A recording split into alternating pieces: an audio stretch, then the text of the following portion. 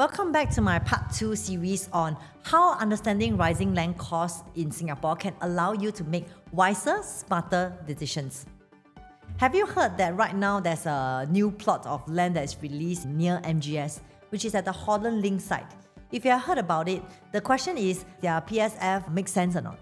Because their break-even PSF is at 1,432 per plot ratio.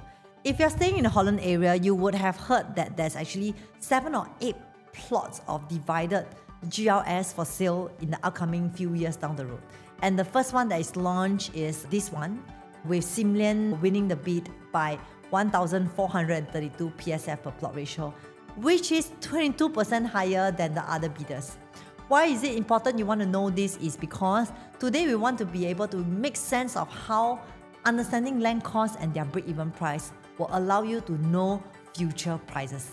By knowing future prices, you will also have a bit of crystal ball knowledge on how to know where the market is heading. Actually, I stay quite near to this area. When I take a look at this plot ratio, it's only at 1.4. 1.4 plot ratio means that there's only 6 stories high. 6 stories high at 1,432 PSF per plot ratio. It means that likely they will need to sell at minimally about 2,007 per square feet starting from. With 2,007 per square feet and a land that is only 1.4 plot ratio, how does it actually mean for the rest of the 6 plots that are not launched yet? The second example that we want to look into is the site in Dunman Road. The whole plot behind where the Turf City is, there's going to be housing and residentials there. And of course, there's going to be private properties there as well. We have seen the very first GLS that is out for bid with 1,410 PSF per plot ratio. Of course, knowing this, it should be a likelihood of launch prices around 2,008 to 3,000 PSF for launch day. This is in Dunman. I think I can still make do with this because it's Dunman area. But for this one, it's in Old Holland Road, where it's 1 kilometer to MGS, but only 1.4. I'm also quite doubtful whether will it be a good take-up rate given that it's 2007 to 2008 PSF. UOL has won the bid for the place in Dorset Road, and of course, the bid price is not cheap, with around 1,338 PSF over there in Dorset, which means that they will also likely be launching at about 2006 to 2007 PSF. And that's why you see how come Penrith is being so well, because they might have a bit of insider info to realize if I buy Penrith and when this launch is out, they will be crossing 3,000 per square feet or even more.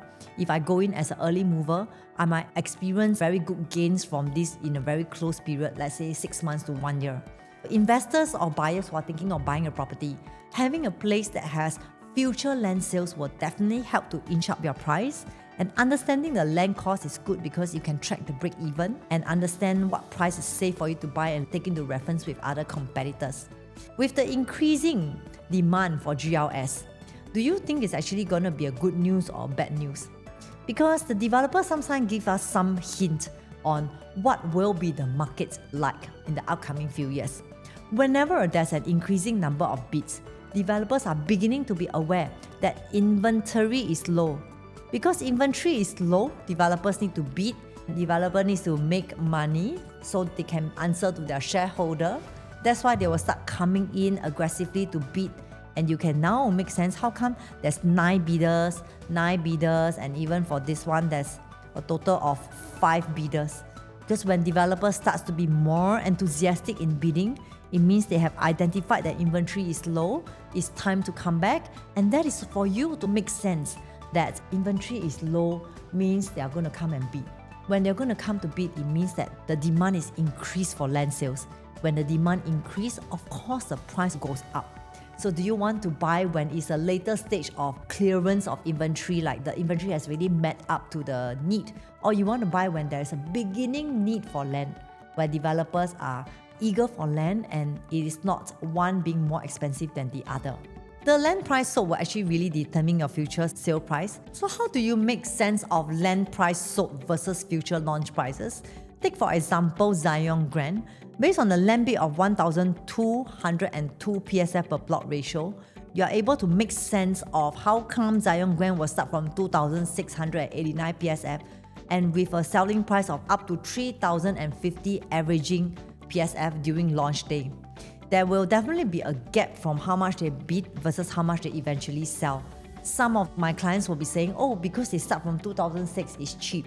You also want to identify that if it's a high rise, developer will usually try to launch very cheap in front because that's where they slowly inch up on the price. To be more certain, you really need to look at the average selling price instead of the starting from price. Next will be another example to share with you for this upper house. For upper house, we know that it's a UOL project, and when they bid, it was actually at 1,617 PSF per plot ratio. Eventually, based on analysts, it is quite accurate that it's launched between 3.2 to 3.5 per square feet and averaging at 3,350 PSF. This is to help to support the fact that taking relation from land bid versus potential launch prices will help you to gauge your future exit price as well based on the market as an overall. Lastly, there's going to be a blockbuster project called the Bayshore that is bidded from Xinghai. That has actually received 8 bidders for their very first plot with 1,388 PSF per plot ratio. That means for 1,388 PSF per plot ratio, the minimum sale price will be 2,007. In fact, it could be even 2,008 plus PSF starting from. Eventually, we cannot look at this because this is the starting from price. You need to ask yourself, are you okay to pay 3,000 PSF in Bayshore being an OCR area? If you are not okay, then it is important to start looking at what are your options before this actually happens. That's what I mean by crystal ball series. Taking a look at the resale market, plenty of people will be saying, oh, with the prices going up so much, then I might as well buy a resale.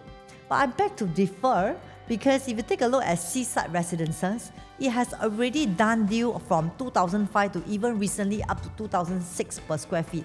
That means the supply in the market is very low and people are not able to have a chance for new launches because it's 80 to 90% sold over launch. There will be a likelihood of those buyers spilling over to resale to get something because they are annoyed that they couldn't get a unit, or they probably will think that I don't want to wait anymore, I might as well just buy something. It pushes back the demand back into resale, and therefore, if resale is already done deal at 2,006 per square feet, am I even too positive to say that Bayshore doing at 2.8 to 2.9 is too much?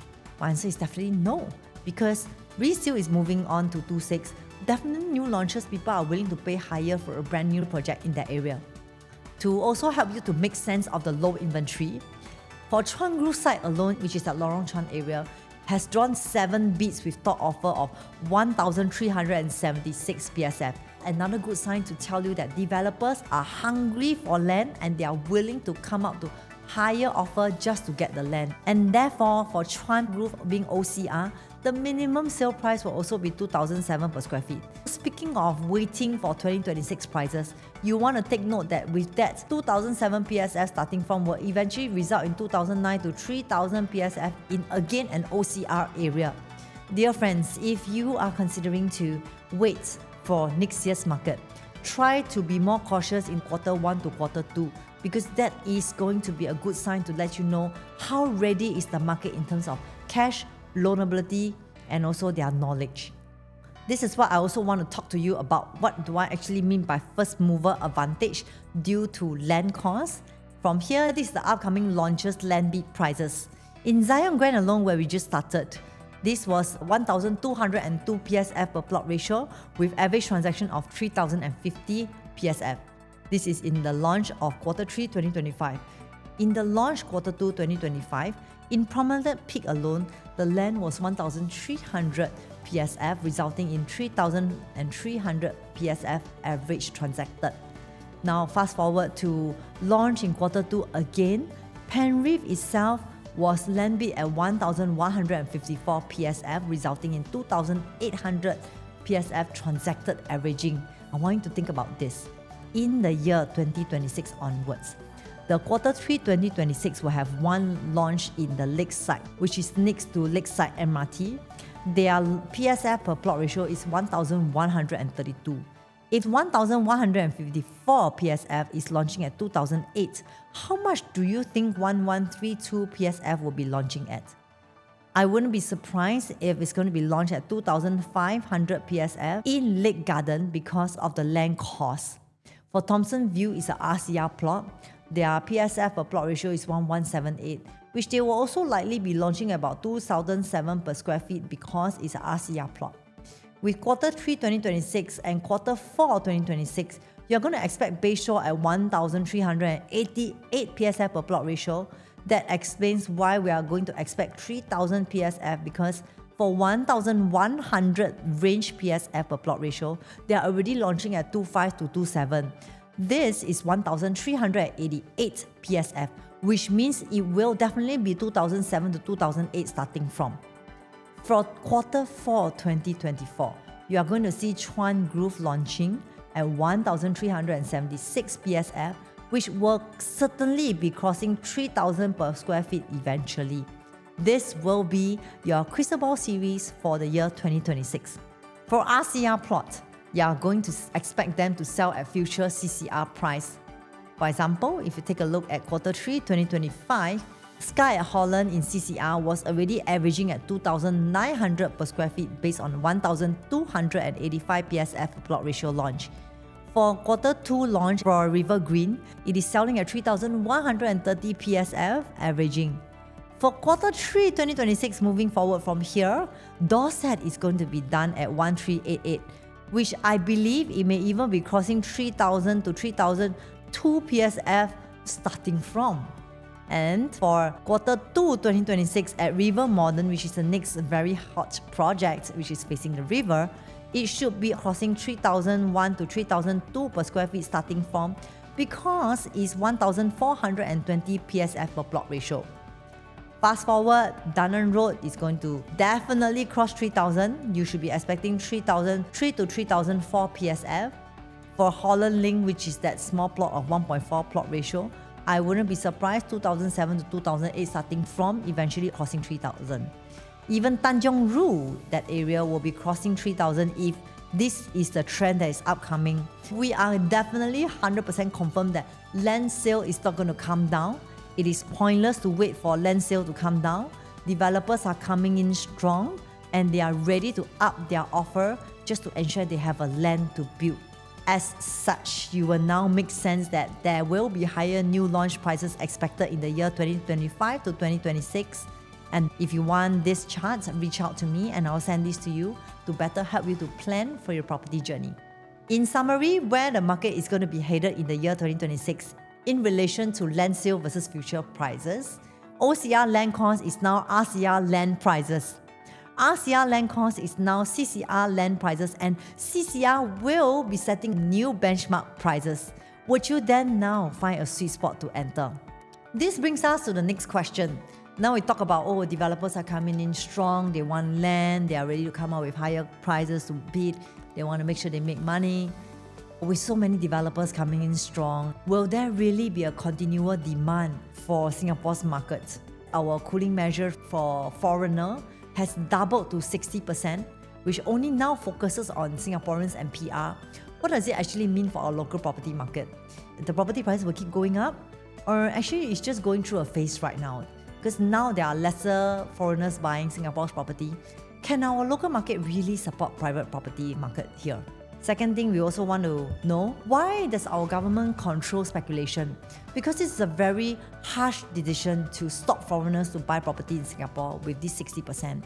And they want to curb flipping and control speculation. Why is that so? When they say seller stamp duty to hold for 4 years, our government has definitely done enough research before they confirm this is the way to go. For those of you who are concerned, should you be affected by the 4 years, this chart is to show you that average new launch buyer who sold within 3 years or less than 3 years, they actually made only about 11.3% in the year 2025. And for those who actually hold for a bit longer, between 3 to 4 years, they have made about 17.6%. And those who hold above 4 years has seen a gain of 22%. This is incongruent in the year 2024. People who earlier only made 18% versus people who hold a bit longer make 20%, and those who hold even longer than 4 years make 21%.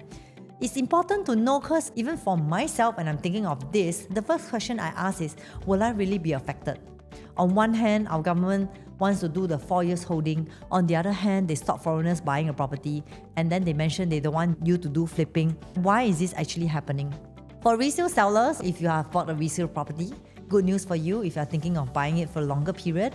In the year 2024 and 2025, for those who sold within 3 years or lesser than 3 years, they only make 21 or 18% in both years.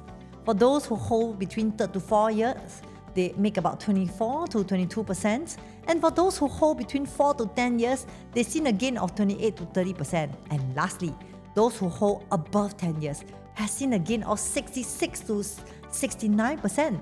This means that for resale buyers, if you're considering to buy a resale, try to go from an angle of holding for a longer period than flipping. To address the fact that will there be continuous demand, we cannot forget the fact that the minimum headcount that our government wanted to hit is 6.5 million by 2030. I think recently they have increased to 6.9. The bare minimum is 6.5, and with the gradual increase of population in Singapore, this is a direct relation to share with you that our property prices will also go up alongside with increasing population. Therefore, there will be a likelihood of a continuous increasing demand because of this regulation that our government has implemented. If you make sense of the numbers to help you to understand better, nowadays household size is about 3:1. 3 person is to 1 household. With an increasing population, it also increased the demand for housing. And the increased demand for housing means that if it's based on 3% per household, there should be a need for 24,000 units per year. For 24,000 units per year, if you take a look in the year 2025 MOP and TOP supply, we are only sitting at about 13,000 in the year 2025, which is still not able to keep up with the demand of housing. And there's still a shortfall of 11,000. Some of us are thinking, is there an oversupply in 2024? The answer is absolutely not, because there is still a shortfall. And that's why you realize inventory is running low right now and developers are coming in to bid for land. Of course, we also want to take relation to whether with these increasing land prices and property prices, can they really afford the housing? If you take a look at the working class over here, there is a 63% of working class in Singapore. And out of the 63% of working class, 86% of Singaporean and 14% are PR. There is just going to be a little bit of concern being the aging population, because there's a 5.0% increase in the year 2025 for those people who are 65 years and older, which means there must be providence for our aging population because it's seeing a very drastic increase. But our working class should still be able to fit the property prices, mainly because if you take a look at the monthly household income, excluding the CPF contribution, there is a huge weightage on unemployed people, which is at 13.7%. That explains why the aging population. And the rest is spread out over here from people earning from 1 to 1999 all the way to 19,099. There is a significant weightage on people who are on combined household income at 20,000 and over at 16.1 index. Which means that if you are a typical household, you are beginning to see yourself leaning more towards earning 20,000 and over. If you ask around your friends, if you ask them how much they earn and their husband's combined income, we are seeing a very big increase of people earning above 20,000. And this is also one of the reasons why our property prices will not really see a very big decline in prices. In fact, they should see increment because the affordability of most of the people are here. With the increasing Singapore population and the higher income, do you actually think our government is now very clear who is driving the local markets? Do we really need the foreigners to drive the property prices? Or we are pretty much self-sufficient in our working population, and therefore they are very clear that I want to reduce speculation. I want our property prices to grow up steadily to give the economy more stability. That's why the 60% is in place. So my dear friends, if you are thinking of, oh, the foreigners are not able to buy a property now, don't buy CCR, don't buy RCR, for whatever reason, try to scrap this thought, because to be frank, we don't need foreigners to drive our property markets based on the statistics. With that, to summarize, the 3 leading signs that is driving 2026 real estate: stock market momentum and lower interest rates will fuel confidence in most of the buyers. The low inventory is increasing developers' desire to bid for more land and increasing the property price index because of the low inventory. And escalating land costs, because land is the most expensive in Singapore, will also set new property price.